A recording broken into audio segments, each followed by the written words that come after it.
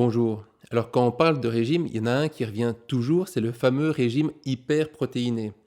Alors c'est le régime où on va focaliser notre alimentation sur un macronutriment.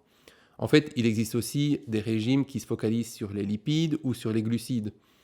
Ce qu'il faut se rendre compte, c'est que par exemple dans un régime hyperprotéiné, il y a des effets secondaires. L'alimentation excessive en protéines va avoir comme conséquence de produire, par exemple, de l'acide urique. Et l'acide urique va surcharger vos reins. Et donc, il peut avoir des complications rénales quand on fait un régime hyperprotéiné. De manière générale, que ce soit un régime hyperlipidique, hyperglucidique ou hyperprotéiné, on aura toujours comme conséquence soit de se dénutrir, d'avoir des carences en différents nutriments, soit de créer une fatigue du système digestif, une fatigue du système de l'organisme en général, parce qu'on se concentre sur une filière en particulier, une filière digestive en particulier. Alors c'est vrai que les régimes hyperprotéinés ou hyperlipidiques, où on amène 80, 90, 95% des calories sous forme de protéines ou de graisses, ont des effets plutôt positifs à court ou moyen terme dans des environnements très particuliers.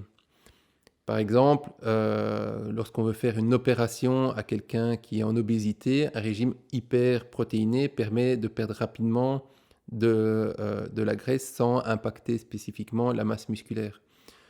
De l'autre côté, les régimes hyperlipidiques permettent d'améliorer l'état de certains autistes ou d'enfants hyper excités qui sont en overdrive la plupart du temps.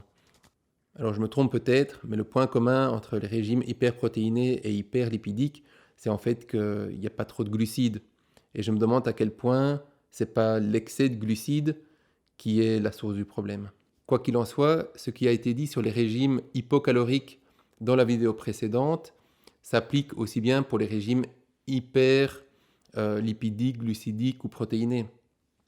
Ces régimes ne peuvent être faits que sur un temps délimité, en cure, avec le désavantage pour certains régimes principalement le régime hyperprotéiné, d'avoir des conséquences, des effets secondaires qui ne sont peut-être pas les bienvenus si on veut tendre vers une santé meilleure, une santé optimale. Sur ce, je vous dis à demain pour la suite sur le régime. Ciao, ciao.